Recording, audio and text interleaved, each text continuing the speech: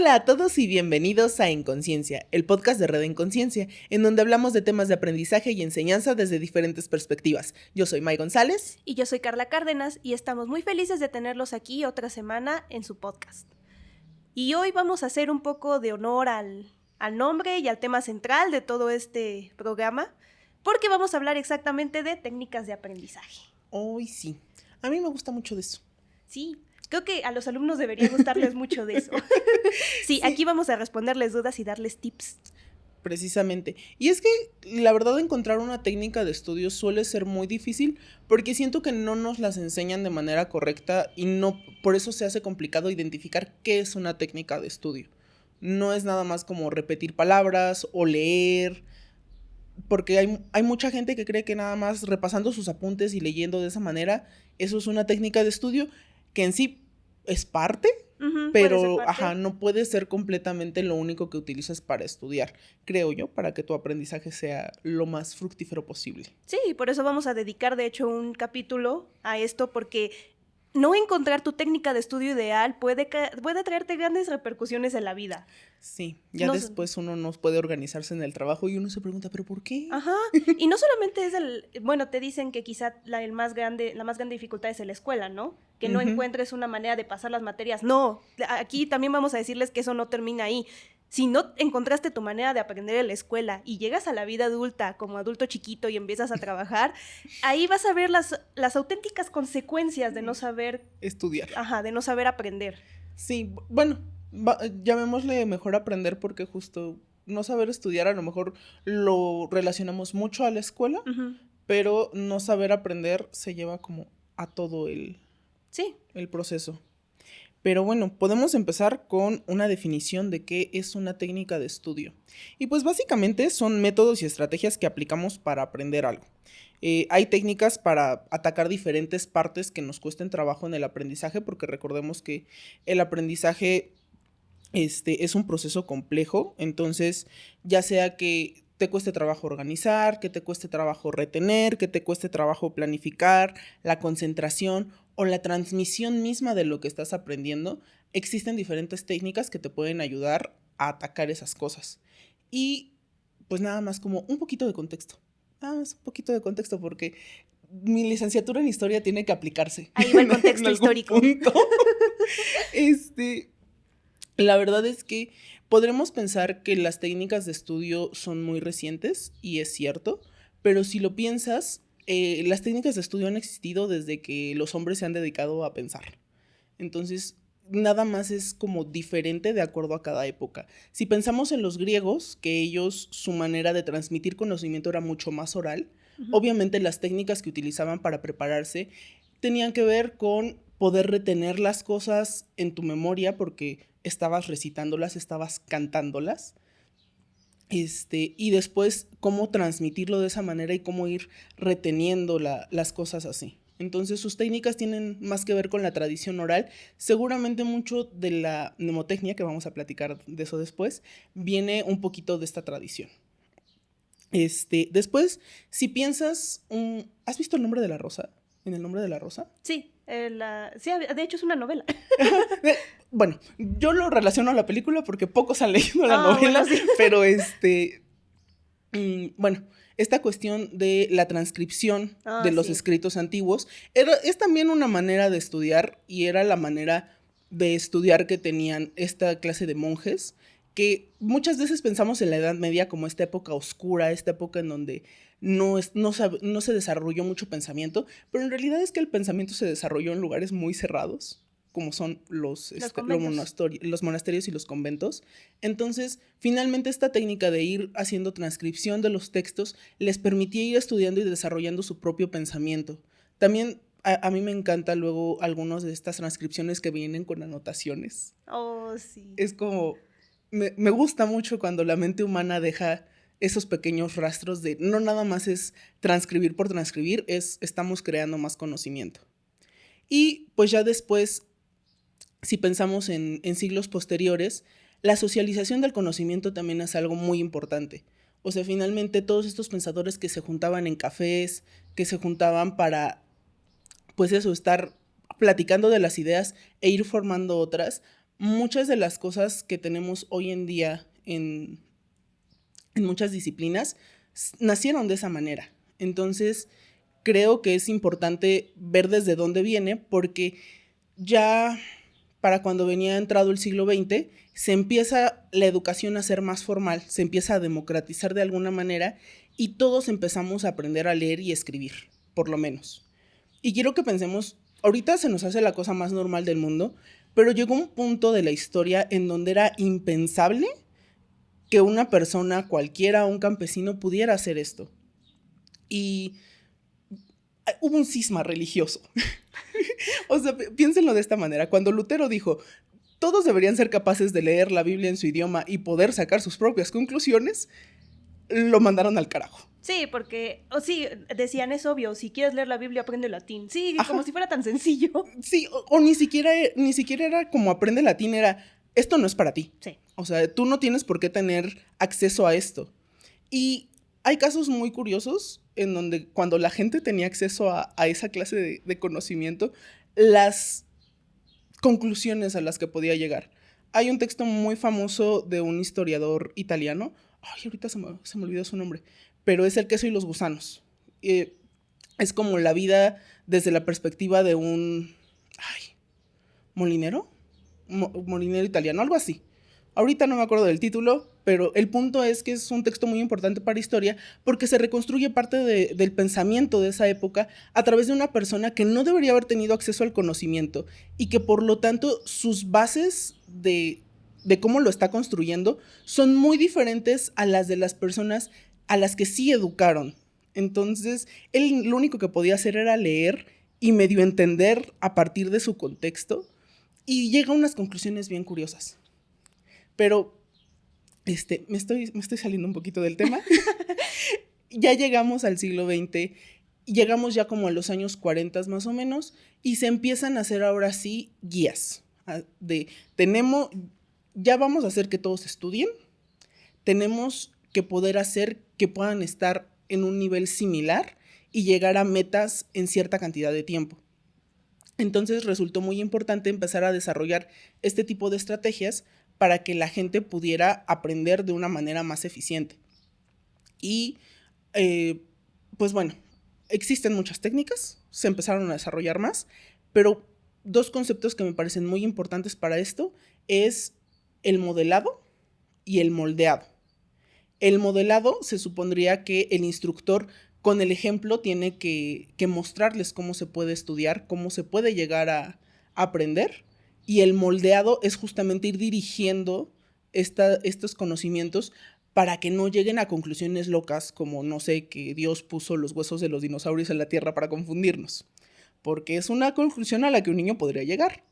Pero es necesario como irlo guiando así de no, Padre Santo. Por ahí así no funciona. Te juro que así no funciona. Entonces, pues esos son como los conceptos más importantes con los que creo que podemos arrancar para empezar a hablar de, pues en qué consisten las técnicas de aprendizaje. Sí, y sobre todo que estamos hablando ya de una época en la que fue necesario la alfabetización masiva. Incluso recuerdo de mis clases de historia de la secundaria que decían que por los años 50 la alfabetización masiva en México fue necesaria porque empezaron a llegar las fábricas. Entonces necesitaban mano de obra, pero no era tan sencillo como la mano de obra del campo. Necesitaban capacitación. ¿Y cómo capacitas a tantas personas? Pues les das manuales. Pero ¿qué haces si no saben leer? Pues les tienes que enseñar a leer. Todo esto fue una especie de círculo vicioso de necesitamos que aprendan, pero no sabemos enseñarles. Entonces hay que aprender a enseñar para que aprendan a aprender. Y hemos llegado a tal punto en todo esto que universidades como la UNAM tienen sus propios institutos o sus propios departamentos de tutoría y de orientación educativa que en esencia lo que deberían hacer es ayudar a la gente a aprender. Porque los universitarios pueden llegar a la prepa sin saber aprender. Me ha tocado que pueden llegar a la universidad sin saber aprender. Me ha tocado que pueden salir de la universidad. Me ha tocado que pueden llegar a la oficina sin saber aprender. Entonces, en esencia, lo que deberían hacer estos departamentos es subsanar esa cuestión.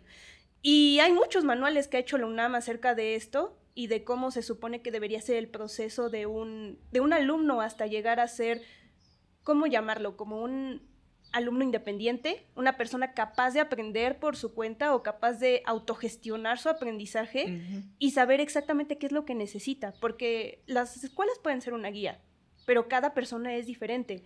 Y volvemos al mismo punto de que como cada persona es diferente, puede haber una gran variedad de técnicas, de métodos, y pues prácticamente va a ser como escoger zapatos, vas a tener que encontrar el que te embone. Ajá, y de repente el que embona como que te aprieta tantito, pero ni modo, vas a tener que irlo acomodando con el tiempo. Sí, y de hecho hay veces en las que puedes pasar por muchísimo tiempo sin saber acomodarlo, hasta que llegas a ese punto tal vez de autorrealización o tal vez de eureka. Ajá, o tal vez de yo ya no quiero estudiar. Sí. Que es válido, me parece triste, pero es válido. Sí, y bueno, ahí viene la pregunta, ¿qué debería poder hacer un alumno para decir que ya es un alumno independiente para aprender? 2 cuestiones. La primera, identificar. Debería poder identificar sus intereses, qué es lo que lo motiva, cuáles son sus facilidades y sus dificultades, una cosa que incluso en la vida adulta es difícil aceptar. ¿Cuál es su tiempo disponible? Debería ser consciente de su tiempo disponible e incluso ser consciente de sus habilidades tal cual. No explotar habilidades que no tiene, no buscar habilidades que no tiene y al mismo tiempo explotar las que sí. Y por otra parte, debería ser capaz de comprender. Prácticamente esto va a ser comprenderte a ti mismo, cómo aprendes. No toda la gente aprende de la misma manera. Aquí ya hemos hablado un poco de la teoría de las inteligencias múltiples.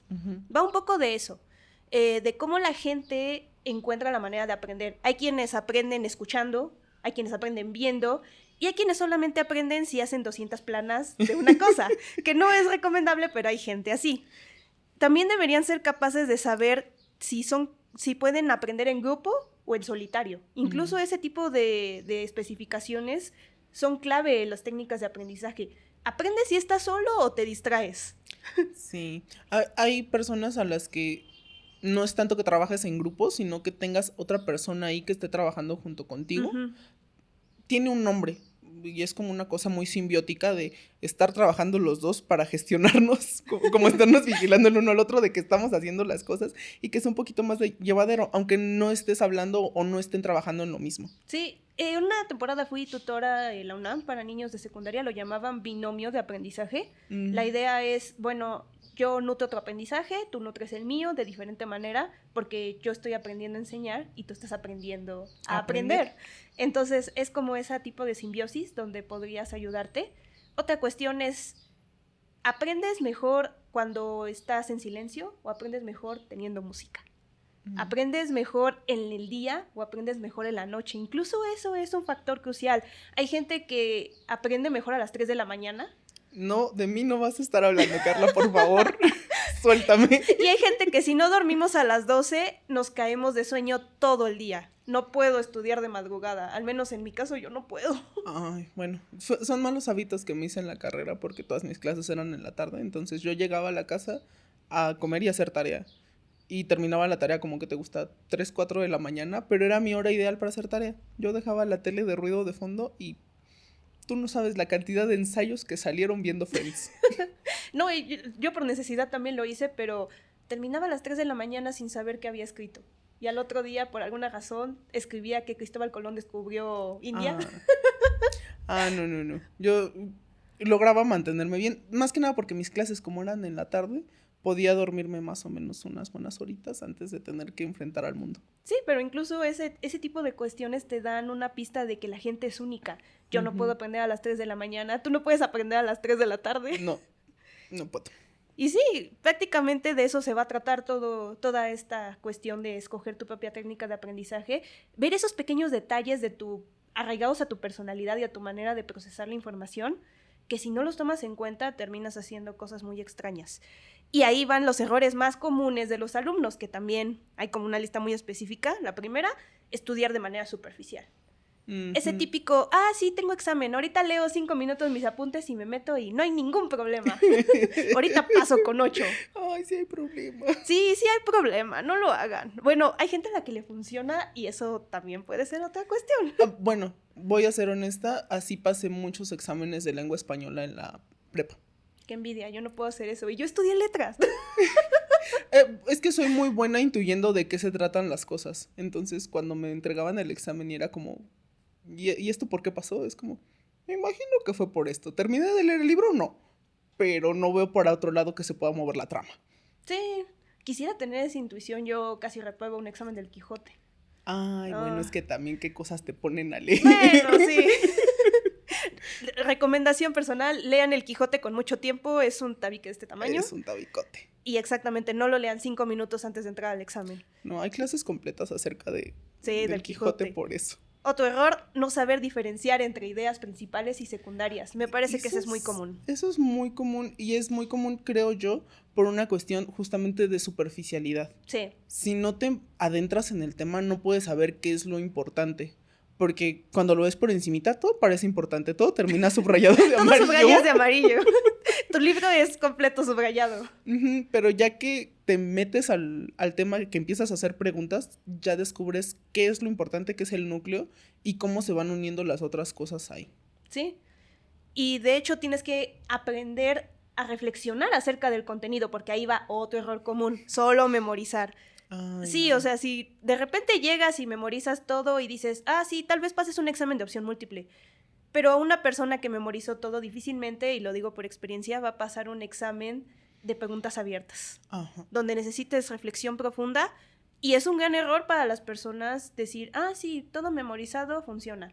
Funciona hasta cierto grado de la educación seguramente, me parece que hasta la prepa tal vez. Sí, pues es bueno para pasar exámenes de admisión de repente, para pasar exámenes de opción múltiple, para soltar algún datillo interesante en una conversación. Sí. Pero yo la verdad soy una historiadora con una memoria pésima. No me preguntes fechas, yo te puedo dar tiempos aproximados, pero soy mejor analizando como el contexto de las cosas a grandes rasgos para sacar de ahí conclusiones, porque sí, yo memorizando soy terrible. Y yo tuve el problema contrario, tengo una buena memoria. Ahorita que dije Cristóbal Colón, fácilmente te puedo decir 1492, porque hasta eso me acuerdo, conocimiento inútil almacenado en mi cerebro durante años que podría googlear. Pero cuando llegué a la educación superior y tuve que hacer ensayos de literatura, de qué quiso decir el autor y de dónde viene este concepto, ahí es cuando toqué pared. Sí. Y exactamente, el memorizar puede ayudar hasta cierto punto, pero hay disciplinas y hay momentos en la vida en los que no. También vamos a tocar eso un poco más adelante. Sí, siento que a lo mejor hay otras disciplinas en donde la memorización les puede funcionar un poco mejor. Justo tienes que acordarte de fórmulas, tienes que acordarte de cómo aplicarlas y eso podría funcionarles, pero creo que en las humanidades la memorización ya te ayuda de muy poco cuando llegas a un nivel profesional. Sí, y de hecho podría decir que casi de nada, porque sí, pregúntame, en ciencias naturales y en matemáticas yo era una bala. Me sabía el ciclo de Krebs de pi a pa y todavía lo puedo recitar de memoria, pero no sirve de nada. En estos momentos tal vez no. Ya no. Si estamos jugando después maratón, a lo mejor puede servir. Recita el ciclo de Krebs. Yo no podría dártelo. De hecho, nadie debería poder. Creo que lo hicieron para que no se memorizara, pero bueno. No pasa nada. Otra cuestión es poca disciplina, poca constancia. Yo tengo de eso. Dice, esa me la sé. Esa sí me la sé. Sí, la poca disciplina y la poca constancia puede ser un bache enorme porque si no tienes una hora para estudiar en específico, terminas haciendo lo que dijimos al inicio. Terminas estudiando 5 minutos antes del examen y diciendo, sí, saco 8. Y puede que saques 8, pero en el siguiente no y en el siguiente tampoco. Sí, y deja tú la falta de constancia, la falta de disciplina, también lo que te puede provocar son ciclos como viciosos, en donde procrastinas mucho a hacer algo y de repente le empiezas a meter mucho estrés a tu vida. Voy a ser generosa, 2 o 3 días antes. 2 o 3 días. Cuando a veces era 3 o 4 horas antes, no te lo voy a negar. 5 minutos. Y es justamente por no dedicarle de manera constante tiempo a hacer las cosas que sabes que tienes que hacer, porque te confías. Hay veces en que tienes las habilidades para hacer las cosas y te confías en que, sale rápido. Y sí sale, pero ¿a qué costo? Exacto. Y ahí va otra cuestión, no te concentras. Ese es otro error muy común.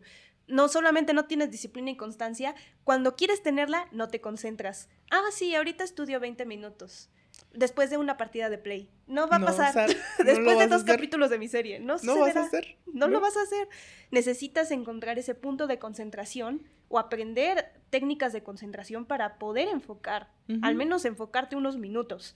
Porque sí, no necesariamente tienes que estudiar 3 horas, y ahorita vamos a hablar un poco de eso, pero la falta de concentración es un obstáculo gigante. Sí, y ay, no sé, definitivamente es una de las cosas con las que más batallé y creo que es porque no estaba aplicando justamente las técnicas necesarias para estudiar que me permitieran concentrarme. Soy muy mala concentrándome a leer. O sea, tengo que entrar en la zona, pero es como entrar en el agua. Tienes que calentar antes si no te dan calambres. Sí. Cuando tengo que leer mucho, sí me cuesta muchísimo trabajo, pero después descubrí que soy mejor escuchando las cosas.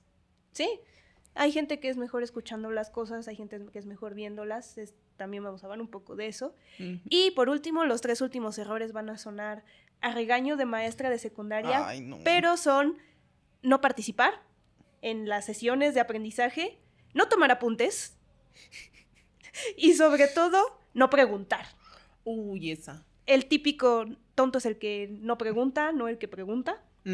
Porque sí, prácticamente toda tu sociabilización del aprendizaje puede funcionar dentro del contexto de una sesión, pero si no haces estas 3 cosas, prácticamente es como si no hubiera sido. A menos de que seas sumamente auditivo y puedas captar todo lo que el maestro dijo. De mí no vas a estar hablando, Que Carla. mucha gente así no me topé en la carrera, pero creo que tú sí lo eres. Sí.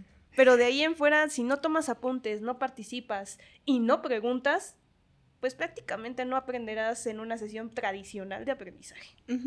Que, o sea, es un punto muy importante porque creo que la sociabilización del conocimiento es algo que nos permite crecer, solamente que yo no lo hacía dentro del salón de clases porque tenía mucha ansiedad social. Entonces eso me impedía estar participando. Pero lo que sí hacía era, mis apuntes sacaron de peligro a muchas personas porque incluso cuando estoy en piloto automático, mis apuntes son muy claros respecto a qué es lo que está sucediendo. La participación siempre me fallaba muchísimo y hacer preguntas lo empecé a hacer como más de hacia el final de la carrera y creo que es algo con lo que uno tiende a batallar mucho porque es el miedo al ridículo, Sí. el miedo a estar equivocado. El miedo a es que van a pensar que soy idiota. Y no es cierto. La verdad es que todos podemos estar igual de perdidos. Hay textos que son muy difíciles, hay cosas que son muy complicadas de aprender. Y si no haces esa pregunta, por más obvia que parezca, te vas a quedar con la duda. Y vas a asentar tus conocimientos en premisas que a lo mejor están erróneas. Entonces, ahí sí, ya después todo lo que vas a hacer va a estar mal. Y no debes descartar que tu duda puede ser la duda de todos, nada más que nadie se ha atrevido a preguntar. Ajá. Porque es muy común eso. Sí, y creo que ahí también, como personas que enseñan, hay que estar abiertos a incluso las preguntas más obvias. Porque lo que es obvio para ti puede no ser obvio para las otras personas. Esas lecturas que tú ya hiciste, esa experiencia que tú ya adquiriste, no es la experiencia ni las lecturas de todos los demás. Entonces, nutrir el conocimiento es lo que nos permite entablar mejores pláticas y lo que nos permite hacer que las cosas crezcan. Sí, y sobre todo que tienes que aprender que no todas las personas son iguales. Entonces, cada quien va a asociar su conocimiento de manera diferente, cada quien aprende a un ritmo diferente. Y ese va a ser el segundo punto de todo eso. Vamos a ventilar un poco cuáles son nuestras técnicas de estudio, cuál fue esa técnica que adoptamos y que pusimos en práctica y que tal vez funcionó, tal vez no como queríamos durante la educación media o la educación superior o ya ahorita en la adultez. Empecemos contigo, May. ¿Cuál fue tu técnica estrella de estudio? Mi técnica estrella de estudio fue... Ay, Carla, perdón. Mi técnica estrella de estudio yo creo que fue trabajar con personas en la biblioteca. O sea, estar existiendo en el mismo espacio y de repente cuando encontraba algo interesante explicárselos. Era como lo que más me servía a la hora de estudiar y estar sacando trabajos que podían ser un poquito complicados. Cuando me di cuenta que era mejor concentrándome, escuchando las cosas, busqué la manera de que alguna inteligencia artificial, ahora me doy cuenta, o algún programa me leyera los textos. Y justamente, o sea, pero ahí sí tenía que tener como un espacio en donde nada más estuviera escuchando eso. O sea, no podía estarlo yo escuchando de camino a clases, porque obviamente te distraes con el camino, sino era como darme ese tiempo de estar escuchando y decir, ok, es de esta manera. ¿Y cuándo fue que lo descubriste o en qué contexto? Pues no sé, supongo que lo leí en algún lado. Soy disléxica. Oh. Entonces, leer se me complica mucho. Uno pensaría que uno no tiene que terminar en un trabajo en donde leer y corregir es el pan de cada día, pero la dislexia hace que sea muy buena fijándome en esos detalles, pero hace muy pesado. Cuando tienes que leer de 150 a 200 páginas a la semana, se empieza a volver muy complicado, pues, estar viendo las tipografías. Cuando descubrí que podía cambiar tipografías si tenía los textos en ciertos formatos, uy, mi vida cambió. El Times New Roman es lo peor para los disléxicos. Y mira, no tenía idea de eso. ¿Qué es mejor, el Arial? Todas las cosas que son como sin serifas, que no tienen como muchos adornitos, es más fácil. De hecho, es muy chistoso. El Comic Sans es de las mejores tipografías para los disléxicos. ¿El Comic Sans? Sí. ¡Wow! Uno puede leer muy fácilmente. Se han hecho ¿Estudios y se han hecho diseños de tipografías específicas para facilitar la lectura para la gente con dislexia. Altamente recomiendo que busquen esas cosas y hace que las cosas sean mucho más accesibles. Sí, no, me imagino los baches en todo eso. Porrúa, todos sus libros. Sí, no, y de por sí la tipografía así. Sí. No hay gente que pueda leer eso. Sí, no. Y se los dice una persona que tuvo que leer muchos libros de editorial Porrúa durante toda la carrera. Entonces sí, creo que cuando descubrí sitios de internet de donde yo podía meter los textos y me los iba diciendo en voz alta, una voz artificial, yo ya estaba del otro lado. O sea, creo que son de las técnicas de estudio que más me funcionaron para agilizar y, bueno, no agilizar, porque la verdad es que no es ágil, para profundizar mi aprendizaje, porque, pues sí, al final era muy complicado. Y yo creo que otra es parecido a lo de hacer fichas de estudio, pero pues es como estar contestando preguntas, tienes como una serie de preguntas que tú le vas a hacer al texto, que no es nada más como quién lo escribió y darte la biografía del autor, sino dónde estudió, qué campos estuvo, en qué campos estuvo incursionando, esta clase de cosas que te permiten entender desde dónde viene el texto y que tú dices, ay, estudió aquí. Bueno, no le voy a hacer caso. O que de repente te vas dando cuenta en las citas bibliográficas que están citando mucho a un autor y dices, tal vez debería revisar a ese autor para regresarme y poder entender desde dónde viene este sujeto. Es como está muy obsesionado con Foucault, algo debe estar mal en él. O tal vez solamente leyó a Foucault y eso también es un problema. Y no lo entendió. Lo peor de todo, solo leyó ese y no lo entendió. Pero, o sea, hacerle preguntas al texto es de las cosas que a mí más me funcionaban. Preguntarle cosas específicas respecto a las intenciones detrás. O sea, no nada más lo que está ahí escrito, sino desde dónde vienen las ideas, para así también tomar con un granito de sal lo que te están diciendo. Porque si no entiendes como ese tipo de cosas, te terminas creyendo cualquier babosada. Y no lo recomiendo. No lo hagan, sobre todo si son ciencias como las humanidades. Uh-huh. Ahí sí hay que tener muchísimo cuidado. Sí, entonces yo creo que esas eran como mis mayores técnicas de estudio para poder profundizar y que se me quedara el conocimiento, porque luego uno batalla con eso. Sí, y luego terminas llegando a la carrera y diciendo, ok, ¿por qué no se me queda? Sí, y yo creo que ya más allá de la carrera, ya que entré al mundo laboral, algo que me ha servido mucho es socializar el conocimiento. O sea, cuando descubro algo, cuando quiero sacar una idea que no está funcionando, me volteo con mi compañero, le platico, le digo, esto va por aquí, va por allá, y como él está rebotando ideas, me funciona muy bien.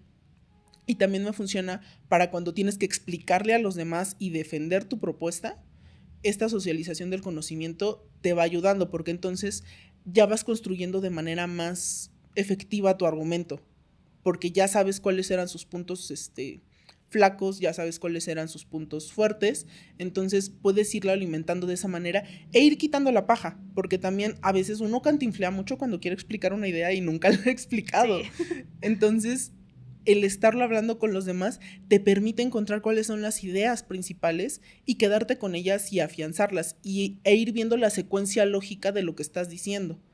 Pero pues hay que hacerlo con atención, o sea, no nada más. La socialización por la socialización no funciona, es darte cuenta de lo que estás diciendo, no nada más irlo regurgitando. Sí, hay todo un proceso detrás de ello, y es importante saberlo. ¿Y tú, Carlita? ¿Cuáles eran tus técnicas de estudio favoritas? Aquí sí voy a tener un poco de problema. Yo fui un monje medieval. Ay. Yo solo puedo aprender algo si lo he escrito y lo he leído 10 veces. Yo aprendí eso cuando estaba en la secundaria. Nunca tuve grandes problemas para estudiar porque tenía buena memoria. De hecho, todavía creo que tengo buena memoria. Esa es otra cosa, el cerebro envejece. Tal vez ya no puedo memorizar como antes y me he dado cuenta. Cosas de la vida, traumas de la vida. Pero cuando llegué a la secundaria me di cuenta de que puedo memorizar mucha información, pero si no la asocio, no la conecto. En ese tiempo tuve una profesora de biología que prácticamente su técnica de estudio era conectar. Hacía mapas mentales enormes en el pizarrón. Prácticamente todo el pizarrón era un enorme mapa mental y si no lo hacía así no podía dar clase. Y entonces ahí fue cuando encontré mi método de estudio. Porque me dijo, pues haz mapas mentales. Si no puedes conectar las ideas, entonces conéctalas como las conecto yo.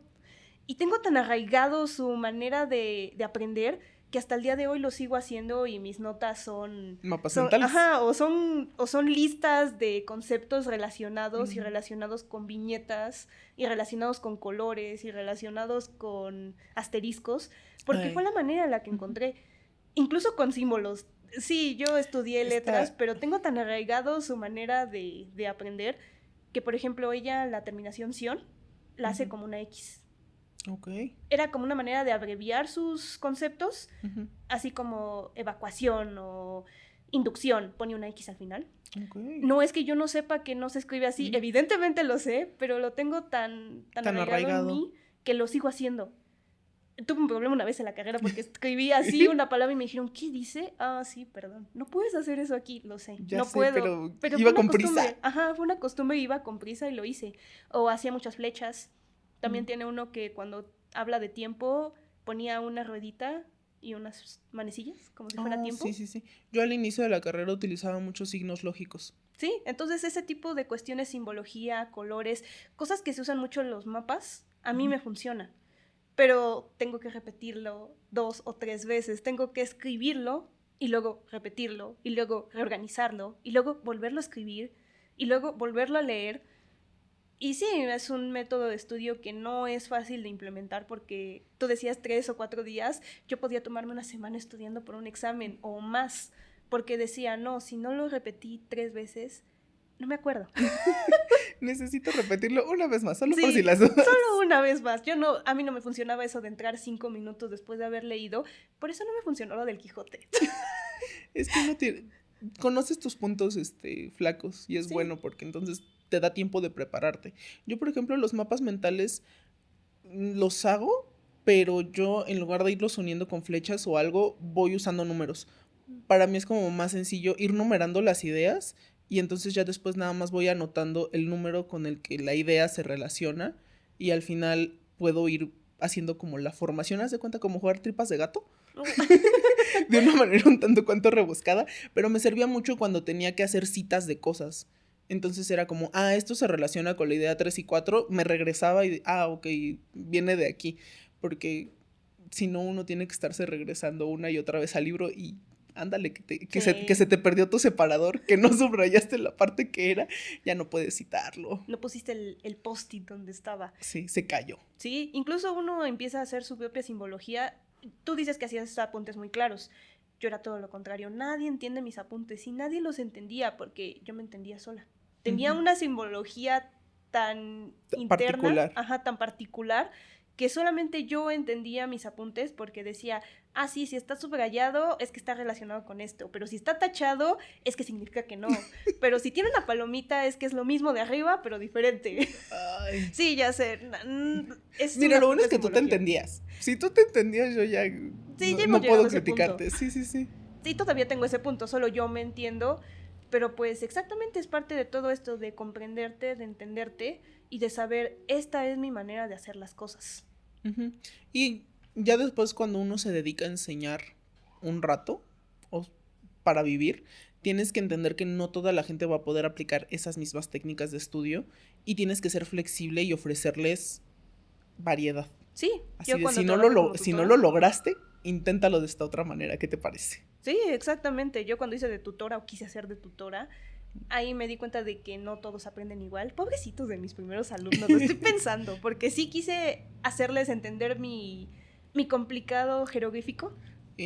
No funciona así. Tienen que hacer el suyo propio. Sí, o a veces ni siquiera con su propio jeroglífico, van a tener que escucharlo o van a tener que experimentarlo simplemente para poder entenderlo. Por ejemplo, la gente que es kinestésica, la gente que aprende con el cuerpo, que aprende con la experiencia, me parece que es una manera muy buena de aprender, porque se les queda muy grabado, pero también es la más difícil. Sí, ahí yo siento que, no sé, se me hace como bien curioso cómo funciona la memoria muscular para recordarte ciertas cosas. O sea, que no nada más lo asocias al movimiento, sino que lo asocias a una serie de ideas. Eso sí, nunca lo he experimentado, para que veas. No, yo tampoco, no comprendo a la gente kinestésica. He conocido gente kinestésica y algo que tienen en común es que su cuerpo es muy hábil. Tienen una gran habilidad para controlar el espacio y el cuerpo. Pero exactamente, ya cuando los pones a aprender las tablas... Sí, no, lo peor que les puedes hacer es tenerlos 2 horas adentro de un aula de la Facultad de Filosofía y Letras. Sí, tuve una experiencia de una persona que no entendía cómo funcionaba el día y la noche del ciclo de las estaciones y todo eso. Una persona de primaria. Aprendí que es kinestésico. La única manera de que lo aprendiera fue que le di frutas. Una naranja, una toronja y un limón y le dije, muévelas. Así es un eclipse, así es el día, así es la noche. Fue una cosa que aprendí de mis abuelos, pero que a mí de cierta manera no me funcionó. Entonces, pero a él sí le funcionó y ahí fue cuando aprendí. Si no lo ve, lo experimenta con sus manos. No se va a acordar. No se va a acordar. Y no, deja tú que no se va a acordar, no lo va a entender. Exactamente. Es como necesito verlo, necesito mirarlo, experimentarlo, lamerlo.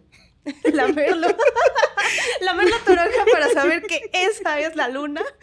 Sí. Ay, perdón, tuve compañeritos de la primaria que sí eran así. Muchos niños de la primaria son así. ¿Qué estás haciendo? Necesito sentir la plastilina y el brillito para entenderlo. Para que esto se quede conmigo. En mi caso, tal vez no era tan difícil porque lamer la naranja no era tóxico.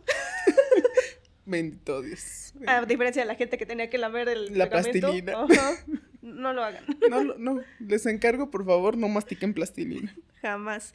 Y bueno, todos estos son nuestras experiencias comunes, pero hay gente que va por la vida sin saber de estas técnicas de estudio o que no sabe que existen o que no sabe cómo funcionan. Entonces ahí vamos con eso, les vamos a dar algunos tips. Algunos tips de cómo pueden aplicarlas a partir de explicar algunas de estas técnicas. Porque también siento que cuando las personas no saben aprender, es que les falló el sistema educativo. Sí, muy seguido. Digo, a todos nos falló. Sí, a nadie le funcionó. A nadie le funcionó. Uno tuvo que andar buscando. Hubo ese profesor o esa profesora que te mostraron la luz. Y a partir de eso ya tú te agarraste y viste cómo sobrevivir. Sí, yo tuve ese caso particular con esa profesora y aún la quiero mucho. Sí, no, yo creo que fueron con un par de profesores en la carrera que me di cuenta y con mi profesora de lógica de la prepa. Porque sí, todavía todavía a la fecha utilizo ciertos símbolos de lógica para acortarme los apuntes. Pero antes era masivo lo que hacía. Pero bueno, creo que sí es importante que entendamos que a lo mejor no es que no les guste aprender, es que nunca les enseñaron que hay diferentes maneras de aprender. Porque el sistema educativo actual en México creo que ya está yendo hacia otro lugar, pero por lo menos el que nos tocó a ti y a mí, se recarga mucho en la memorización. Sí. Muchísimo en la memorización y no profundiza en el conocimiento tal cual. Mucha gente se está quejando de los cambios que están haciendo, porque además los cambios que están haciendo, pues los están aplicando personas que tampoco tienen esta flexibilidad de pensamiento a veces. Entonces, son cambios ahí que quedan medio chuecos. Pero al final del día, creo que ya se está favoreciendo a a que los niños entiendan que pueden aprender de diferentes maneras para que no se frustren y no quieran alejarse del estudio. Funcione o no, ya depende también mucho del alumno, honestamente. Sí, ahorita están intentando subsanar ese sistema educativo que premiaba la memorización. Uh-huh. Si está funcionando o no, está Lo vamos a descubrir tal vez en un par de años ya que entren a trabajar. Pero pues mientras tanto... Pero mientras tanto, ojalá que lleguen por lo menos sabiendo preguntar. Yo ya es lo único que pido a veces. Sí. Pero bueno, quería hacer ese apunte para que no se sientan mal si no han encontrado esa manera de aprender. O si sienten que no les gusta estudiar o que nada les funciona. Porque yo sé que puede ser muy frustrante. Es muy frustrante. Ahí viene nuestro consuelo. Ustedes no fallaron tal vez, les falló el sistema educativo. Uh-huh. Y si es algo que les interese seguir creciendo su cantidad de conocimiento, pues bueno, estas son algunas técnicas y algunos tips que podemos darles para que pues puedan hacerlo. Para que puedan hacerlo de la mejor manera. Y bueno, empiezo yo si quieres. Hablemos primero de las fichas de estudio. Eso es algo que se hace mucho dentro de la carrera de historia los primeros semestres. Sí, me imagino. Y muchos profesores les llaman fichas bibliográficas y es justamente mientras vas leyendo, vas haciendo la anotación de qué es lo importante, lo relevante y en dónde lo leíste. Así se aplica cuando uno está estudiando textos y vas a hacer ensayos. Pero las fichas de estudio las puedes aplicar de diferentes maneras dependiendo de qué es lo que vas a estudiar. Muchos las utilizan también para estudiar idiomas. O sea, se hacen sus fichitas para estudiar los verbos, para estudiar ciertas cuestiones gramaticales. Cuando tienes que memorizar cosas, las fichas de estudio suelen ser muy útiles porque hay gente que hace fichas con preguntas y respuestas. Entonces pone la pregunta, pone la respuesta y lo va estudiando de esa manera como repetitiva. Entonces tenemos la versión en donde puedes ir anotando dentro de la ficha los puntos importantes que vas encontrando dentro de la lectura dependiendo de qué es lo que estás estudiando, qué es lo que estás intentando responder. Y las fichas de estudio que son para memorizar. Entonces siento que la vertiente que todo el mundo conoce son las de memorizar, porque a todos nos tocó hacer las fichitas cuando estás aprendiendo a conjugar los verbos en inglés. Oh. Lo siento, tuve un recuerdo, un flashback, porque no solamente lo usé en inglés, porque sí me tocó, yo lo usé en latín. Ay, no. Fue terrible, no se lo recomiendo a nadie. Yo, verdaderamente, etimologías grecolatinas lo pasé porque soy muy buena en griego. Ya que llegamos a las declinaciones de latín fue de, yo paso. Yo curiosamente lo pasé por mis muchos años en la escuela católica, o sea, sí sabía algunas cositas. Sí. Así, por eso fui un monje medieval. Sí, no, a mí no me funciona el latín, fíjate. Me cuesta, puedo verle la raíz griega a las cosas y la lógica, pero el latín sí digo, eso está bien raro. Sí está bien raro. Sí. Y te dicen que debería ser más sencillo que el griego. No estoy de acuerdo. No es cierto. No es cierto. Ninguno de los dos es sencillo. Ninguno de los dos es particularmente sencillo, pero el latín es cosa aparte. Pero bueno, eso en cuanto a las fichas de estudio. ¿Quieres dar el siguiente? Sí, vamos a hablar de mi favorito personal, los mapas mentales. Bueno, lo primero que deben saber es que los mapas mentales y su estructura fueron creados por un psicólogo. Muy lógica la cuestión. El psicólogo se llamaba Tony Buzan y se popularizó ya de los años 70. De hecho, es bastante reciente su popularización. Ya existían desde antes, estoy casi segura, pero él como que hizo el método infalible y certificado para hacer mapas mentales. La idea es que es una técnica de análisis para organizar pensamientos, para no tenerlos de manera aislada como yo los tenía, sino que los conectes. Y por eso se le llama mapa mental, porque la idea es que funciona como una sinapsis. Tienes tu idea central, luego tienes ramitas y luego tienes ramificaciones. Bueno, puedes llamarlo como se organiza un árbol, a veces lo asocian así, pero la idea es que es como se organiza el cerebro. La idea de las neuronas interconectadas con las dendritas, así debería organizarse un mapa mental. Nota mental, y lo noté mucho en la universidad, hay gente que no sabe diferenciar entre un mapa mental y un mapa conceptual. No son lo mismo. Y aquí les vamos a dar la clave. El mapa mental es el de las nubecitas y el de las flechitas. El mapa conceptual es el de las llavecitas. Sí. Yo suelo hacer muchos mapas conceptuales. Sí. Pero es que me da flojera hacer las flechitas y todas esas cosas. Entonces yo ya nada más anoto los conceptos y rezo a Dios por acordarme de qué se trataba cada uno. Y por eso les digo, porque sí se parecen y hay gente que cuando llega a la carrera te dicen, es un mapa mental, y lo entregan y esto es un mapa conceptual. Uh-huh. Que bueno, ya al final del día, así es como se marca que se debe de hacer, pero creo que funciona si tienes como tu propia simbología y todo, si no quieres hacer como las nubecitas y así. Sí. Entonces, mientras tú tengas ubicado cómo te es más fácil ir conectando estas ideas, creo que es válido y funciona. Sí, sobre todo que los mapas mentales también se nutren mucho de tu creatividad.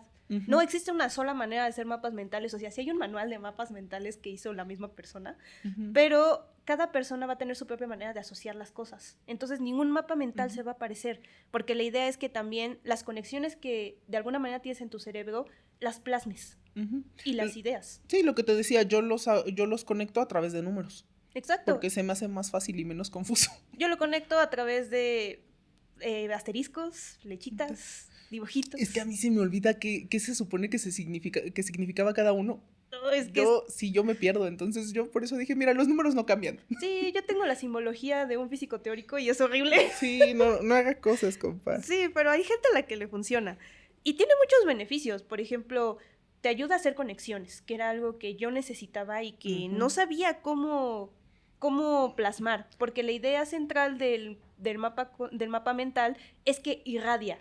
Se dice irradiar la información porque va del centro hacia la periferia o hacia afuera. Uh-huh. Entonces, por eso se llama irradiar, como los rayos del sol. Sí. Entonces, sí, lo que necesitas es asociar o hacer conexiones por medio de esa irradiación de, ok, tengo una idea central, tengo ideas secundarias, tengo ideas terciarias, tengo ideas ya muy alejadas, pero que están conectadas, pero que tengo que saber por qué están conectadas y en qué punto se conectan. Uh-huh. Y fíjate que ahí también el problema para hacer las conexiones sí es una falla del sistema también. Sí. Porque los temas te los tienden a explicar como temas aislados, así de empezamos nuevo tema. Y es como, no, el tema está relacionado con otras 3 o 4 cosas que vimos antes, pero si se lo estás presentando como una cosa aislada a los niños, pues obviamente no van a saber cómo ir conectando las ideas y luego por eso tienen problemas. Y por eso terminan los libros de texto, los niños sin saber que el tema 1 tenía que ver con el tema 5, o que, uh-huh, la unidad 1 tendría que haber llegado a la unidad 5, uh-huh, y terminan explicando las cosas por separado y así no debería funcionar. Y es por eso que también es otro de sus beneficios, desarrolla varias habilidades: síntesis, uh-huh, análisis, imaginación y lógica, sobre todo. Es que la lógica nos falla mucho. Sí, la lógica puede ser un problema. Y sobre todo tienen el grande beneficio de que desarrolla creatividad. Uh-huh. Porque tienes que saber hacer tus propias nomenclaturas, aunque parezca que cuando ven tus apuntes sea como el meme del señor que está conectando muchos puntos. Sí, estoy casi segura de que mis apuntes parecen mensaje del asesino del Zodiaco, pero... Ey, no los vamos a juzgar. Solo nota no pedirle los apuntes a Carla. Sí, no me los pidan. Mejor hagan los suyos. Y yo creo que este tipo de método, este tipo de mapas funcionan sobre todo para algunas ciencias no tan exactas, teóricas más que nada, literatura, historia. La más exacta que tal vez me funcionó para eso fue las ciencias naturales. Uh-huh. Ciencias naturales la aprendí a base de puro mapa mental. Sí, que fíjate que yo creo que personas que ya se dedican profesionalmente a las ciencias duras como las matemáticas, la física, química, seguramente nos pueden decir cómo ellos las aplican, pero ahorita no te manejo, porque ya que te pones a estudiarlas tal cual, te das cuenta que hay más imaginación detrás de lo que uno pensaría para ellos. No, me imagino que sí se puede hacer, por ejemplo, un mapa mental que hable de los quasars y cuál es su relación con toda la teoría de las cuerdas, pero no tengo ese conocimiento teórico. Les fallo en estos momentos. Sí, no tengo ese conocimiento físico como para decir, sí, ¿puedo aplicarlo en la física? Estoy segura de que sí, pero es cuestión de que estés muy adentrado en la disciplina. Pero me parece que cuestiones como la historia se prestan mucho a los mapas mentales, sí, porque puedes empezar con un acontecimiento y decir causas, consecuencias, actores. Yo lo hice así. Sí, o en las ciencias naturales me pasaba mucho que, por ejemplo, yo decía, ok, un fenómeno, no sé, el ciclo del agua. Causas, consecuencias, relación con otros y resultados o fórmulas. Entonces sí, así funcionaba ese tipo de asociación. Pues mira. Yo la verdad con las ciencias nunca lo llegué a aplicar. Tal vez se me habrían quedado más cosas si lo hubiera hecho. Bueno, es que también era la única manera en la que yo aprendía. Eso sí. Entonces lo tuve que transformar a la medida de mis necesidades. Ujú. Y bueno, la siguiente técnica de la que quiero hablarles es la técnica Pomodoro. Esta es específicamente para concentrarse. Ay. Lo que nos falla mucho a muchas personas es que concentrarse durante periodos muy extensos de tiempo tiende a ser muy difícil.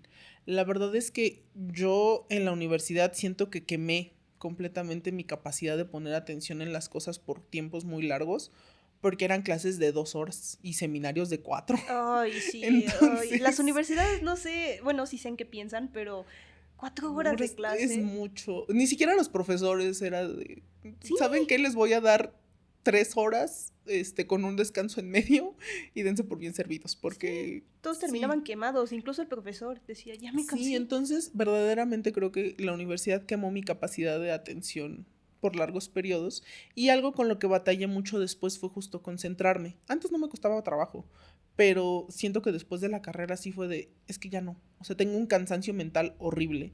Y la técnica Pomodoro me sirvió mucho. Se supone que te tendrías que concentrar completamente en hacer una tarea por 20 minutos, que el nombre viene a partir de que estos timers de cocina, Ya, sí, los sí, del tomate. ajá, que tienen forma de tomate, entonces se supondría que lo pones y esos 20 minutos los vas a dedicar a estudiar o a hacer lo que tienes que hacer. Después de que se terminan esos 20 minutos, vas a tomar 5 o 10 minutos de descanso y vas a hacer otro rato de estar completamente concentrado en lo que tienes que hacer. Es como ir chiquiteando tu atención, como para ir engañando a tu cerebro para que se concentre.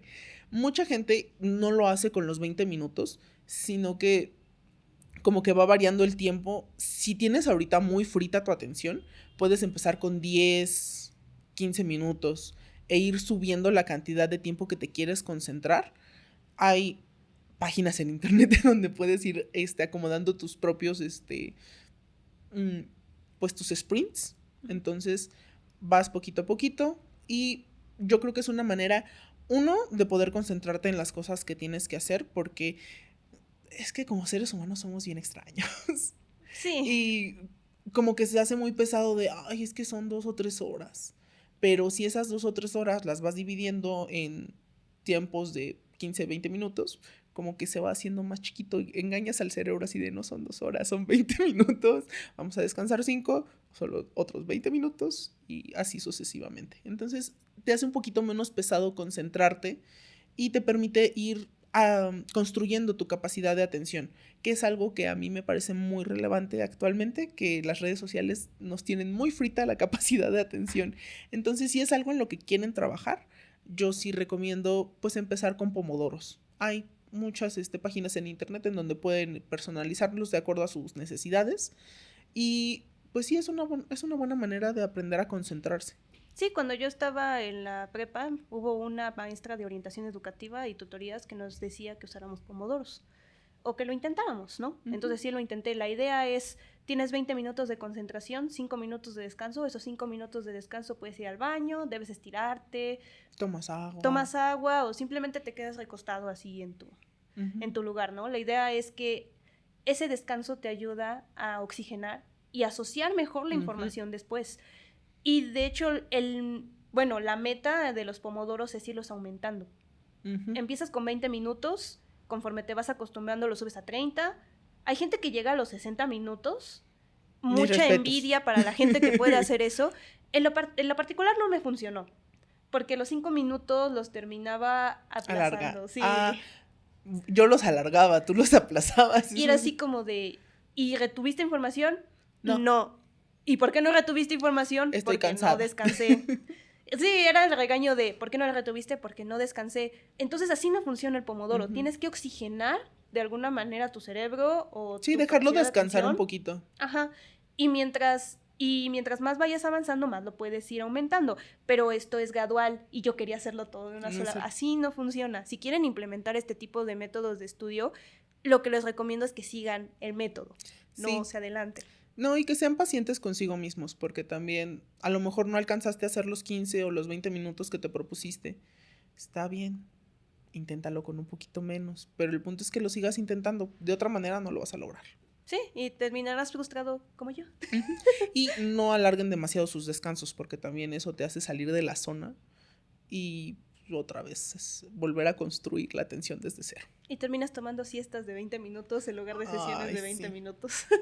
Sí, también conocí gente en ese extremo del... Sí, que fíjate que ecuación. yo nunca fui fan de tomar siestas mientras estaba estudiando, porque justamente me despertaba de mal humor porque tenía que seguir haciendo cosas.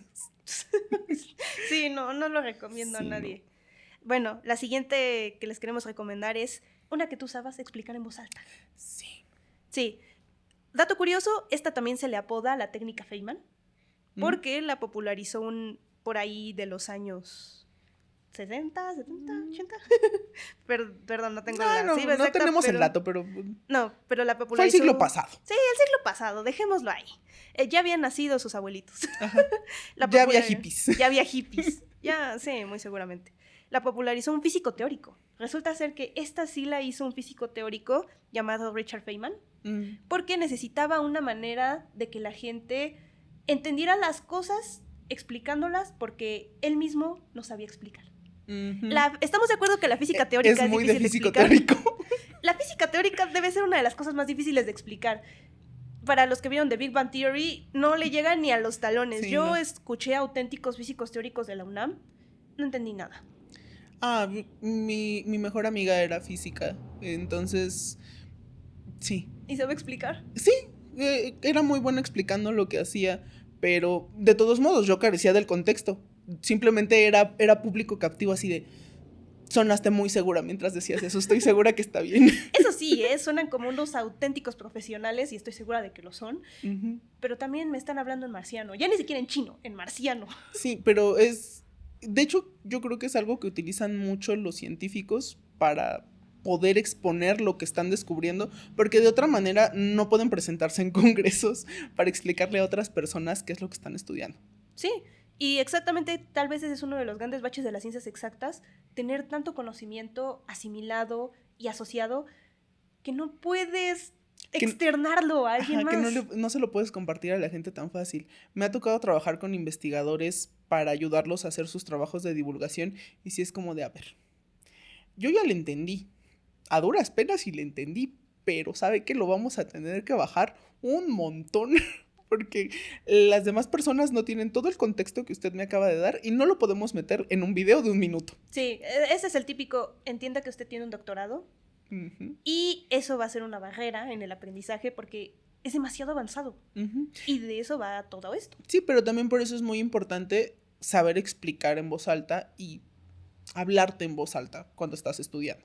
Sí, y es por eso que de hecho hizo como una especie de proceso para explicar en voz alta. Tiene 4 fases. El primero es escoger tu tema. Ok, voy a hablar solo de esto, porque hay que enfocarlo. Para explicar un tema en voz alta no puedes irte por las ramas, ni puedes irte por las tangentes. Tienes que tener bien claro a dónde quieres llegar y qué quieres explicar. El segundo es el desarrollo, con simplificación. No solamente es decir, sí, puedo explicarlo. No, tienes que simplificarlo. Mientras más lo simplifiques, es una señal de que mejor lo entendiste. Puedes saber que entendiste algo al 100% cuando puedes explicarlo de manera simple. La tercera es completar la información. No solamente se trata de, sí, hablaré 2 horas de todo esto, no. Es ver, ok, lo expliqué, pero ¿hay huecos en la información? ¿Y por qué hay huecos en la información? ¿Con qué los llené o con qué no los llené? La siguiente es repetición, replicar. Ok, ya lo expliqué una vez, ahora tengo que volverlo a explicar de una manera más sencilla y viendo si hay algún hueco en medio. Y solamente de esta manera puedes llegar a una explicación que sea coherente y que esté unificada y que la gente pueda entender. Prácticamente lo que te dice es, intenta explicarlo como se lo explicarías a alguien que no tiene nadita de contexto, como si se lo explicaras a una persona que estudia la primaria o la secundaria. Obviamente la física teórica es difícil explicárselo a un niño de secundaria, pero pues es el tipo de perspectiva que tienes que tener al momento de intentar explicar en voz alta. Y todo esto tiene muchos beneficios porque ayuda a la comprensión profunda, ese típico solamente enseñando aprendes. Solamente si le enseñas a alguien más aprendes es real. Porque cuando explicas algo, socializas el conocimiento y entonces se queda mejor impregnado en ti. puedes encontrar la manera de explicarlo de manera coherente y si la otra persona te entendió, entonces ya, prácticamente lo tienes. Y otra cuestión es que te ayuda a retener, y no solamente a retener, sino también a encontrar lagunas. Hay veces que cuando estás explicando algo, la gente te dice, ok, pero ¿y esto de dónde salió? Ajá, ¿de dónde salió esto? Y dices, ay, no lo sé. ¿No? Y a veces, en cuanto lo estás diciendo así como salió de tu boca, dices, oye, un momento, tengo que explicar esto antes. Ajá. O no sé de dónde viene esto. Sí, entonces encuentras esos huecos que tienes que llenar y eso también ayuda a ir ampliando la información, porque te das cuenta de las carentes, entonces intentas llenarlas. Y entonces se convierte en una especie de retroalimentación en el cual tú explicas, la otra persona te dice lo que no entiende, vuelves a explicar y volvemos al ciclo hasta que queda algo más o menos explicado, bonito. Que creo que es un método que muchos maestros deberían implementar. Uno pensaría que esto es lo que los maestros tienen más peinado, pero no. No. Porque muchos simplemente están repitiendo lo que tienen dentro de sus apuntes y no tienen un conocimiento profundo del tema. Entonces ahí es cuando ya los tuercen. O tienen un conocimiento profundo del tema, pero no tienen esta idea de retroalimentar, entonces... Y es de, yo lo expliqué así, así deberían entenderlo. Y es como, señor, usted tiene una carrera, tiene un doctorado. Ajá. ¿Cómo le explico? Es el típico, debieron haber visto esto el año pasado. Ya no es mi problema. Ajá, y es como, de esta materia no es seriada, ¿de qué está hablando? ¿De qué está hablando? Es español 1. Sí.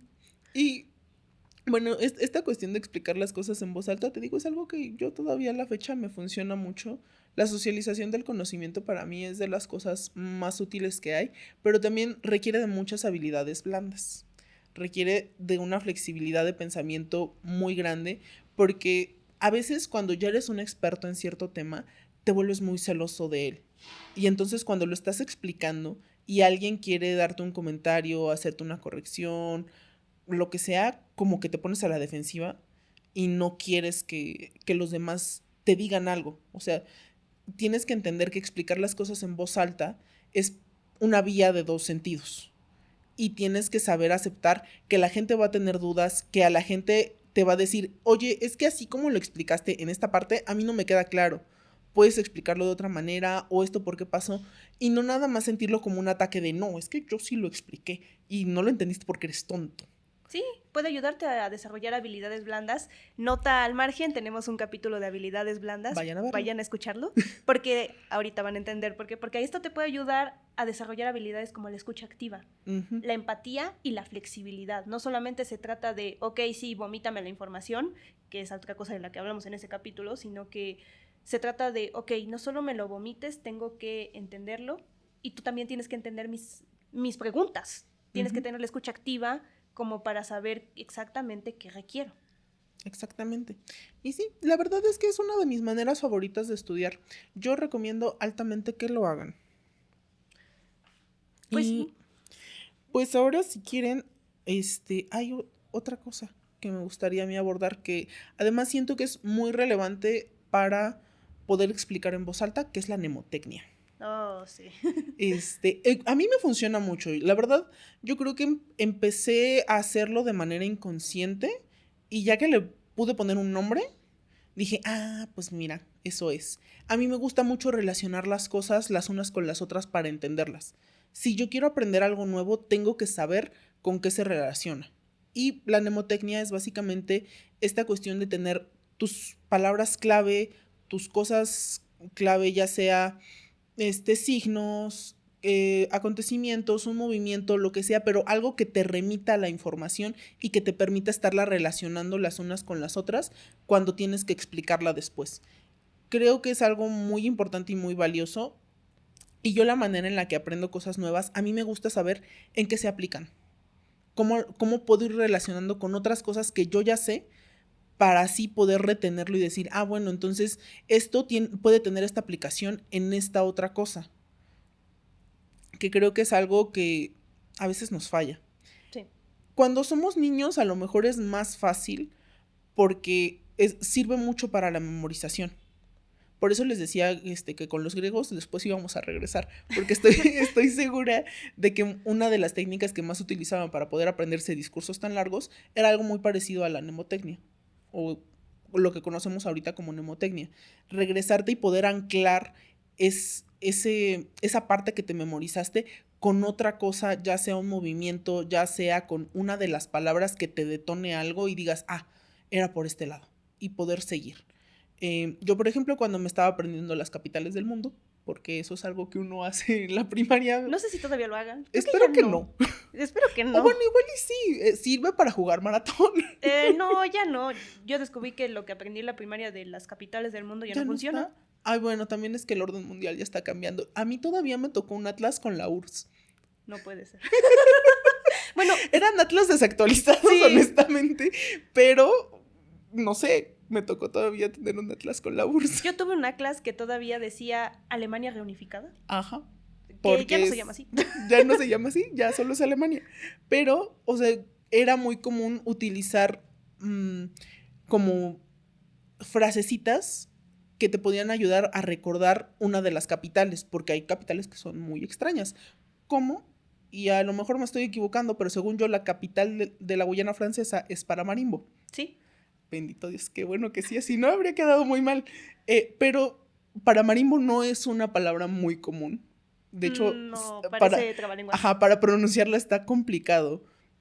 Y me costaba mucho trabajo acordarme. Entonces la maestra me dijo, pues, inténtalo recordándolo con otra frase. Paramarino. Y es como, claro. Y a partir de eso logré recuperar el conocimiento y ahora ya no me cuesta trabajo acordarme que Paramaribo es la capital de la Guyana Francesa. Y por eso todavía recuerda que todavía lo recuerdo. Es la capital de la Guyana Francesa. Pero sí, entonces es agarrarte como de ciertas cosas o saber que para hacer ciertos procesos puedes recuperar ese conocimiento que tienes atrás porque lo estás relacionando constantemente, ya sea a través de conceptos o a través de acciones. Sí, me estoy dando cuenta de que alguna vez lo apliqué sin darme cuenta. Cuando estaba en la secundaria teníamos esta clase de ciencias naturales donde te explicaban el origen de la vida.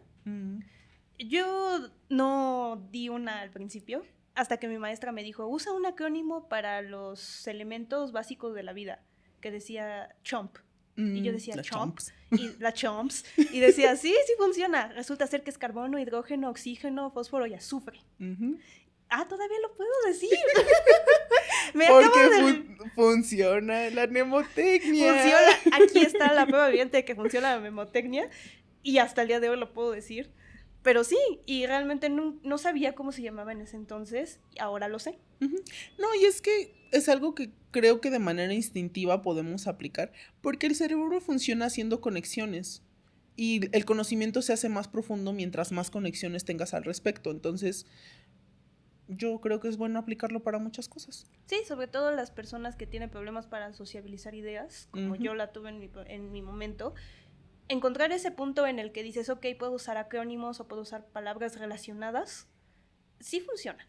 Aunque hay gente que se inventa acrónimos muy extraños. Pero mira, si le sirve, le sirve. Sí, a quien le sirve, le sirve. Y exactamente a eso vamos también. A quien le sirve y hay gente a la que le sirven los grupos de estudio. Ay, no me puedo relacionar, pero... A mí tampoco me sirvieron. Bueno, es que también hay de grupos de estudio a grupos de estudio. En la carrera de historia, al principio, los grupos de estudio se convertían en verdaderas guerras campales. Entonces, ¿se peleaban? Sí. Hay gente intensa y hay historiadores. Oh, no. Sí. Fíjate que nosotros en letras sí teníamos nuestros desacuerdos, pero como que éramos muy pasivos en ese sentido. A menos de que fueras un doctor de la gran academia que estaba... Bueno, tuve algunos que decían, no, se escribe así. ¿Por qué? Porque la RAE lo dice así. Y sí tuve esos maestros, pero de ahí en fuera, no, nosotros no nos peleábamos tanto. Sí, no, es que la historia tiene muchas perspectivas. Pero sí. Y si no definimos desde qué perspectiva lo estamos viendo, se empiezan a hacer unas peleas teóricas que, ¿para qué te cuento? No. Hay gente intensa y hay gente que no entiende. Creo que estamos viendo a qué se refiere. Bueno, en nuestra experiencia personal ninguna de las dos nos sirvió, pero se supone que sí debería servir para alguien. Me ha servido en el trabajo. Bueno, estoy más dispuesta a escuchar a gente en el Creo que es porque aquí no tenemos esos problemas de agarrarnos por perspectivas distintas. Sí. Todos bendito Dios, qué bueno, por el bien de todos nosotros, qué bueno. Tolerancia, empatía y respeto en esta oficina. Ajá. Buen ambiente laboral. La cuestión con todo esto es que tiene una justificación pedagógica de que volvemos a lo mismo. El conocimiento se sociabiliza o se asocia conforme vas conviviendo con las personas, o hay gente a la que le funciona convivir con otras personas, intercambiar ideas para expandir toda esta red de conocimiento, y entonces de alguna manera aprendes. Y es que los grupos de conocimiento, los grupos de estudio también sirven para poder tener preguntas detonadoras. O sea, un grupo de estudio no va a funcionar si no están participando todos con una mente abierta. Por eso los grupos en la facultad nunca me funcionaron. Porque es necesario entender eso. O sea, ya en trabajos posteriores, académicos incluso, logré encontrar personas que sí estaban dispuestas a discutir ideas de una manera calmada, de una manera argumentada, no nada más porque sí y porque así se hacen las cosas.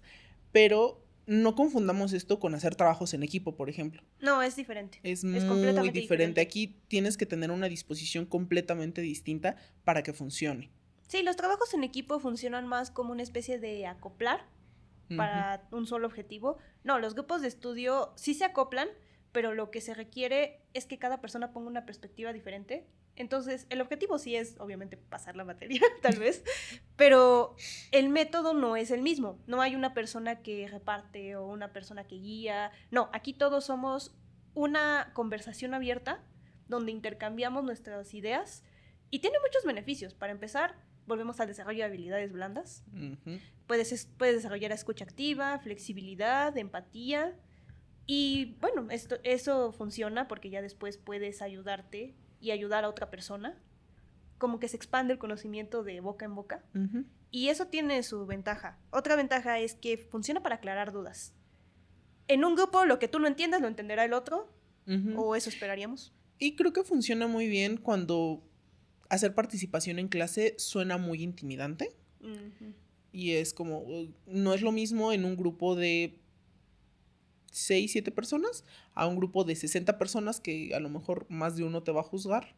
Y en el grupo de estudio pues todos venimos a satisfacer dudas, entonces no pasa nada, es más como que hay una apertura más grande hacia las preguntas. Puedo decir que yo tuve una experiencia personal con los grupos de estudio porque tuve una maestra de la facultad, una doctora, que hizo prácticamente un grupo de estudio como obligatorio.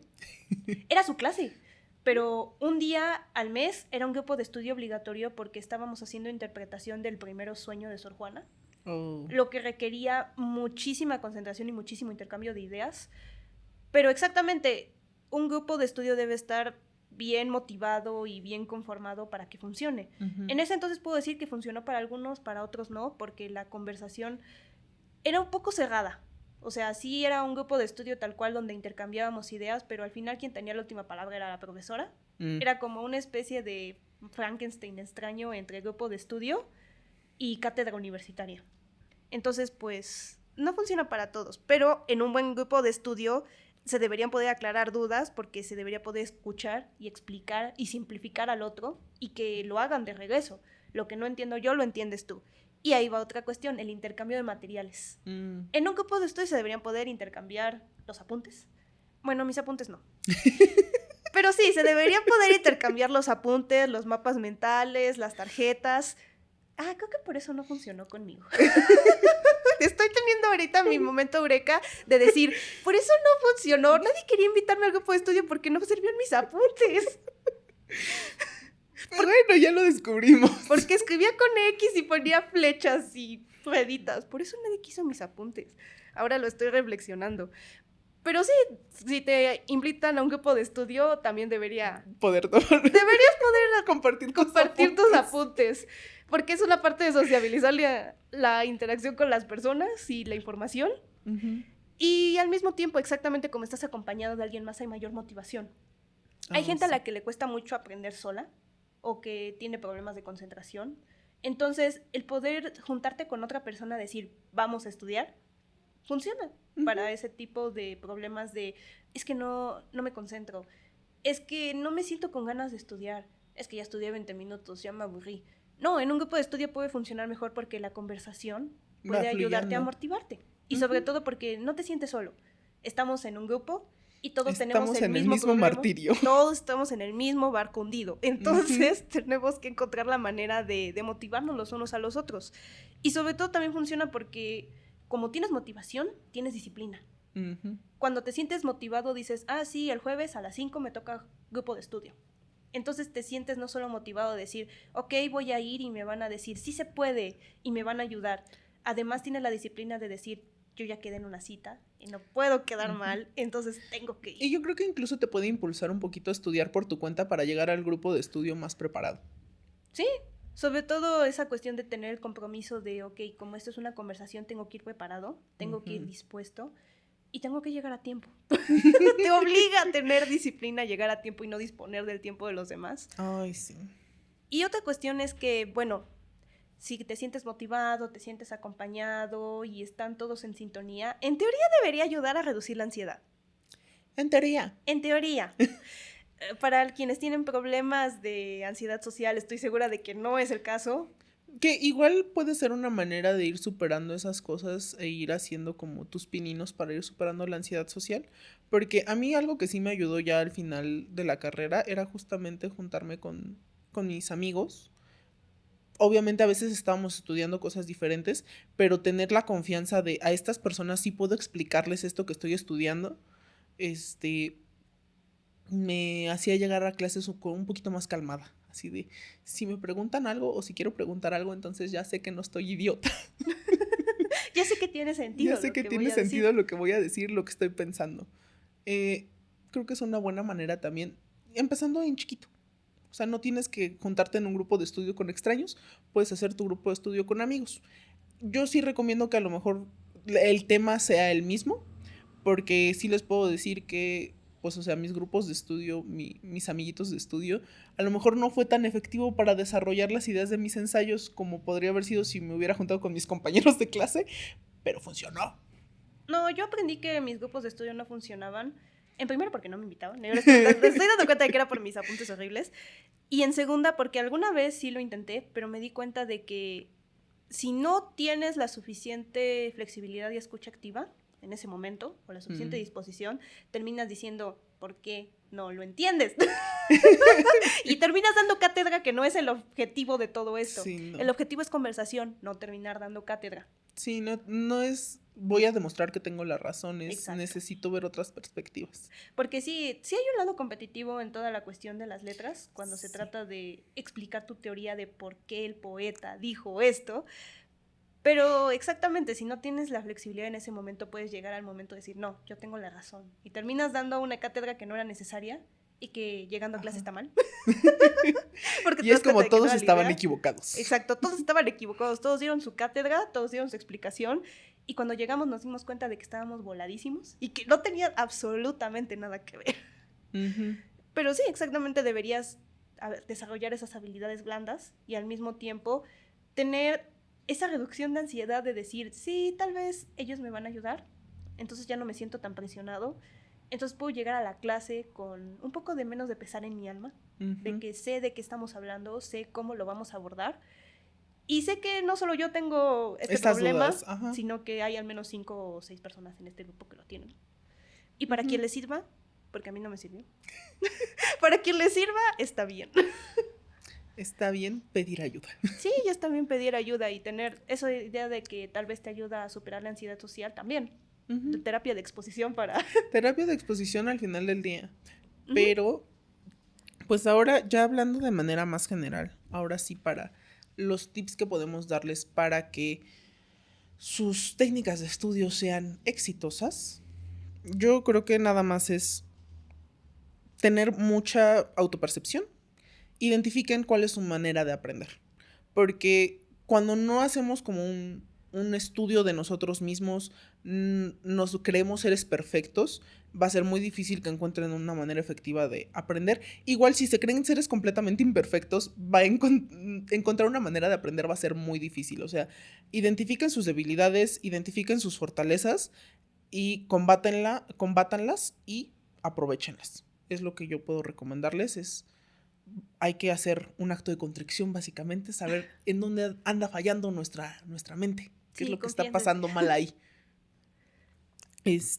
Combinen técnicas, o sea, no se tienen por qué casar con una, pueden combinar los mapas mentales junto con las fichas de estudio, junto con estar escuchando las cosas, o sea, ustedes vayan viendo qué mix de cosas les funciona de acuerdo a sus necesidades particulares y adáptenlas, porque al final del día, o sea, no todos los mapas mentales se tienen que ver limpios y perfectos y llenos de colores, a veces únicamente tienen símbolos raros y números. Eso me dolió. Está bien, no pasa nada. Yo lo respeto porque también me ataqué a mí misma. Y prioricen la comprensión sobre la memoria. O sea, yo sé que el sistema educativo nos taladra mucho que te tienes que aprender las cosas, pero como una persona que estudió de manera profesional una cosa que en la primaria, en la secundaria y en la prepa te hacen memorizarte cosas, les puedo decir que de nada les sirve. De absolutamente nada les sirve memorizarse cosas por memorizarlas. Si no tienen una comprensión y pueden hacer conexiones de esas cosas para hacer que el conocimiento sea fructífero y puedan aplicarlo a otras cosas. Sí, se dieron cuenta de que no tienen una memoria excepcional. No están solos en todo esto. La mayoría de las personas estoy segura de que no la tienen. Y sobre todo, el sistema educativo premia de manera injustificada tal vez el memorizar. Recuerdo una vez que me dijeron, la tabla periódica se inventó para no memorizarse. ¿Y qué hacen en la secundaria? Memorízala. Ay, y evalúense constantemente. Y no de manera muy, muy dura. O sea, vean en qué han mejorado, qué es lo que pueden todavía trabajar. O sea, sean amables consigo mismos, pero sí siéntense a revisar de, ok, no me está funcionando hacer mapas mentales porque no tengo esa capacidad de estar conectando las cosas de esa manera. Tal vez lo que necesito es hacer fichas para ir contestando preguntas y de esa manera estar regresando a ellas. Ustedes vean, no pasa nada, pero sí estén en una constante evaluación para saber qué otras cosas pueden explorar y qué cosas pueden mejorar. Sí.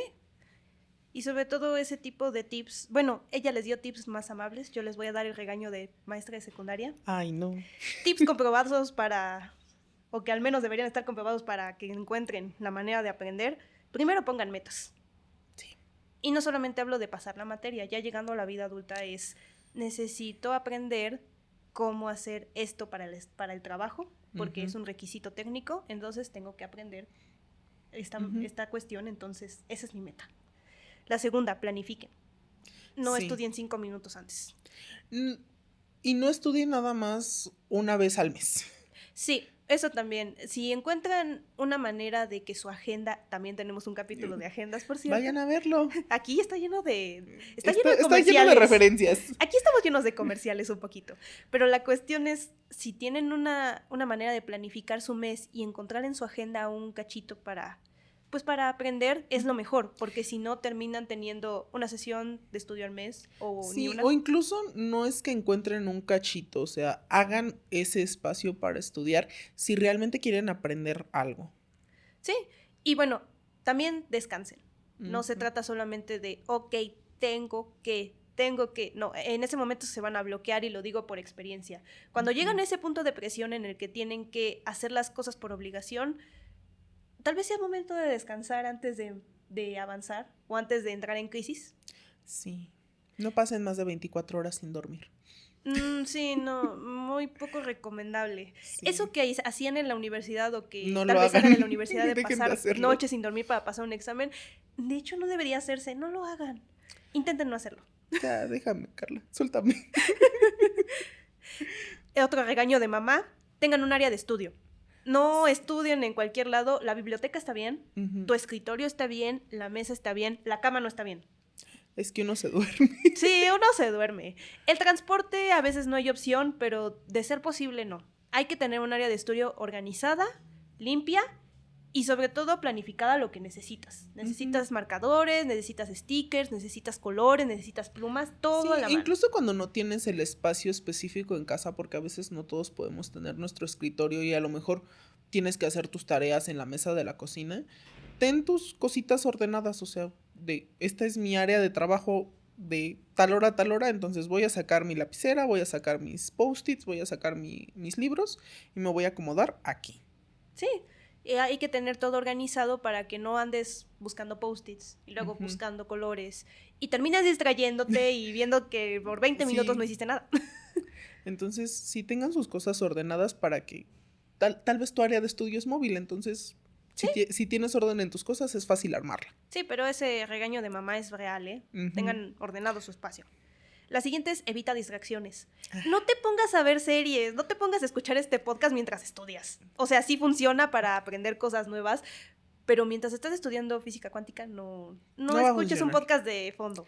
Por otro lado, hay veces en donde sí necesitas ruido como de gente hablando de fondo, pero procura que sea algo que no le vayas a querer poner atención. Sí, hago una recomendación ahí. Existen videos de ruido blanco de 2 horas que funcionan para concentrarte, o existen esos remix de música para estudiar. No, unas que fingen ser cafetería. ¡Oh, también! Ruido ambiental A mí grabado. me gusta ese tipo de ruido ambiental. Sí, una cafetería durante 10 horas. Vamos a estudiar. Hubo una maestra que me decía, si no puedes evitarlo y necesitas música con letra y sonido, porque hay gente que la necesita, escucha algo que no sea en un idioma que conozcas. Porque tu cerebro no le pone atención, entonces no lo toma como información que tiene que interpretar y pone su completa atención en otra cosa. En mi caso, yo llegué a escuchar música en japonés, hasta que empecé a escuchar algunas palabras y asociarlas y ya no funcionó. Sí. Entonces, esa música instrumental. Sí, la música instrumental también puede ser una opción. Tenía un compañero que escuchaba cantos gregorianos. Cada quien. Le gustaba sentirse monje medieval. Él sí quería ser monje medieval. Cada quien puede hacer lo que necesite. Y, o sea, hablando del ruido y así, yo por ejemplo yo sí ponía series, pero series que ya había visto varias veces, entonces nada más estaba escuchando ruido. Yo en tareas repetitivas sí pongo series. Pongo Los Simpson o Star Wars de fondo, algo que ya me sé de memoria, pero en tareas repetitivas, cuando requiero poner mi completa atención y aprender algo, ruidos blancos, sonidos blancos por 2 horas, de esos videos de YouTube de 2 horas de ruido blanco, esa es. Sí, eso para las personas como nosotras que no saben estar en silencio. Hay gente que sí sabe, yo la admiro mucho. Sí, hay gente que puede tener su completa concentración. De hecho, ¿sabes cuál era mi biblioteca favorita para estudiar? La Central. Ay, qué ruido hace la Central. Es que justo por el ruido. No, yo no podía. Justo me gustaba mucho porque había ruido suficiente, pero no era ruido al que yo tuviera que ponerle atención. Cuando hay mucho silencio me empiezo a poner nerviosa. No, a mí no me funcionó. Yo llegado a un punto del semestre, me sentaba toda ansiosa. La persona cambiaba de página y le decía, ¡te callas! No sean esa persona. No, tengan su momento de estudio y de paz interior para no caer en esos excesos. Y por último, practiquen. Todo esto se va a tratar de no solamente encontrar un hábito de estudio, no solamente encontrar un método, tienen que practicarlo, tienen que perfeccionarlo. Todo esto es una disciplina que se perfecciona. No solo se trata de que yo hacer mapas mentales, no, tengo que adaptarlos a todo lo que necesito. Y tal vez por ejemplo, yo me di cuenta de que una hoja tamaño carta no es suficiente para mí. Yo hago mis mapas mentales en hojas oficio. Todos feos y con colores horribles, pero a mí me funciona. A veces hasta encontrar el material adecuado es importante. Sí, o incluso es una cuestión que se perfecciona el hecho de decir, ok, necesito encontrar una manera de encontrar un horario. Estudio mejor en la mañana, estudio mejor en la tarde, volvemos a ese punto. Estudio mejor en silencio, estudio mejor callado, estudio mejor escuchando música medieval. ¿Soy un monje o no? Y comuniquen. Yo creo que una parte muy importante de estudiar es socializar el conocimiento. No es algo que haya aplicado durante la carrera, lo cual fue muy triste, porque creo que habría logrado profundizar en muchas más cosas y atender mejor otras fallas si hubiera empezado a comunicar y socializar más el conocimiento en esta etapa de la vida, pero es algo que yo he encontrado actualmente que funciona mucho. O sea, quedarte con el conocimiento y pensar que si esto no se lo digo a nadie, entonces es perfecto porque me lo voy a quedar yo y así voy a ser único y especial. La verdad es que no. No funciona. No, o sea, lo peor que puedes hacer es guardarte las cosas, porque hay veces en donde si ya descubriste cómo hacer algo de manera más eficiente, pues compártelo con los demás. O sea, a lo mejor te pueden decir, sí, ya había visto eso, pero ya viste esto otro. Entonces es como tener esta relación recíproca de seguir aprendiendo todos juntos. O sea, no aprender creo que es un acto de compartir. Sí, ya llegado a la edad adulta y llegado al ambiente de la oficina, te das cuenta de que el conocimiento que no se comparte no sirve. No sirve. Porque, pues sí, existe la capacitación, pero ¿de qué se trata de eso? De sociabilizar conocimiento. Sí, porque además de nada te sirve que tus compañeros no sepan cómo hacer algo o no sepan utilizar bien las cosas. ¿Por qué los dejarías que estén sufriendo? Sí, no tiene ningún sentido. Si tú ya sabes hacer las cosas, pues compártelo, no pasa nada. No te va a hacer menos importante. Sí, todos tienen esta visión individual. Todos estamos aquí para hacer una chamba diferente, entonces no te quita nada ni te agrega nada quedarte con el conocimiento. Sí, muchos tienen esta percepción individualista de las oficinas, pero no, somos un equipo, todo debe funcionar en sintonía para que funcione y tener la perspectiva de que todos estamos en el mismo barco hundido, entonces de nosotros depende que siga flotando. Sí, que hay que sacar el agüita así. Sí, dale su cubetita y que cubetee un rato y luego tú. Así funciona esto. Y pues bueno, si llegaron hasta aquí, muchísimas gracias. Espero que se hayan llevado algunos tips sobre cómo estudiar de una mejor manera, cómo seguir aprendiendo de mejor manera. Y pues muchas gracias por acompañarnos. Carlita, ¿quieres agregar algo antes de irnos? Solamente que no entren en crisis, no se hundan. Todo tiene solución en este caso. Solo encontrar y perfeccionar la técnica. Y bueno, pueden seguirnos en redes. Recuerden que estamos en Instagram como red-en-conciencia. Estamos en TikTok como en-conciencia. En Facebook nos pueden encontrar como Red en Conciencia. Y recuerden que ahí siempre estamos compartiendo cosas sobre cómo aprender, sobre cosas interesantes respecto a algunas herramientas, técnicas de estudio. Muchas cosas que pueden serles útiles. Pueden checar nuestros cursos disponibles en nuestra página web, enconciencia.red. Y si están viéndonos en YouTube, suscríbanse, tenemos episodios cada semana. Y coméntenos cuál es su técnica de estudio favorita, nos encantaría saberlo para poder aplicar cosas después. Y pues nada, sigan aprendiendo, nos vemos en el próximo episodio. Hasta la próxima semana. Bye. Bye.